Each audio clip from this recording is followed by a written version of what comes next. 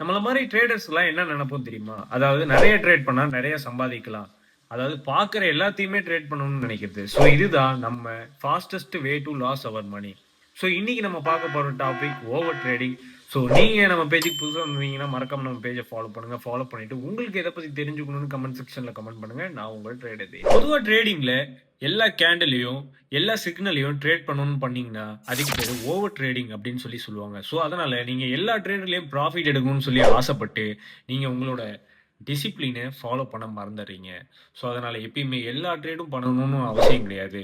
நம்ம ஒரு ட்ரேட் பண்ணாலும் ஸ்மார்ட்டா ட்ரேட் பண்ணணும். இப்ப நான் சொல்லப் போற இந்த சில விஷயங்கள நீங்க கம்பல்சரி ஃபாலோ பண்ணியே ஆகணும்.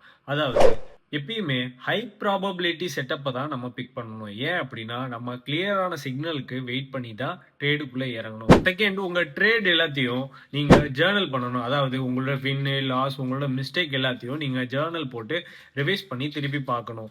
அண்ட் தேர்ட் பார்த்தீங்கன்னா, உங்களோட பொசிஷனிங் சைஸ் தான் வந்து மேட்டர். நீங்க வந்து எல்லாத்தையுமே ஒரே ட்ரேட்ல எடுக்கணும்னு சொல்லி லாஸ் பண்ணக்கூடாது. அண்ட் அதே மாரி உங்களுக்கு டிசிப்ளின் தான் ரொம்பவே முக்கியம். லக்க எதிர்பார்த்து உட்கார்ந்தீங்கன்னா, நம்மளால ட்ரேட் பண்ண முடியாது. ஸோ அதனால எப்பயுமே கன்சிஸ்டன்ட்டா நம்ம டிசிப்ளின ஃபாலோ பண்ணணும். ஸோ இது எல்லாத்தையுமே நீங்க ட்ரேடிங் ஜர்னல் பண்ணி வைக்கணும். அண்ட் இன்னொரு முக்கியமான விஷயம், நீங்க பண்ற 10 ட்ரேட் முக்கியம் கிடையாது. நீங்க ஒரு ட்ரேட் பண்ணாலும் ப்ராப்பரா டிசிப்ளினா பண்ணணும். ஸோ அதுதான் ரொம்ப முக்கியம். ஸோ இந்த மாரி டெய்லி மார்க்கெட் ட்ரேடிங் டிப்ஸுக்கு மறக்காம நம்ம பேஜ ஃபாலோ பண்ணுங்க. ஃபாலோ பண்ணிட்டு உங்களுக்கு இத பத்தி தெரிஞ்சுக்கணும்னு கமெண்ட் செக்ஷன்ல கமெண்ட் பண்ணுங்க. நான் உங்க ட்ரேடர் தீனா.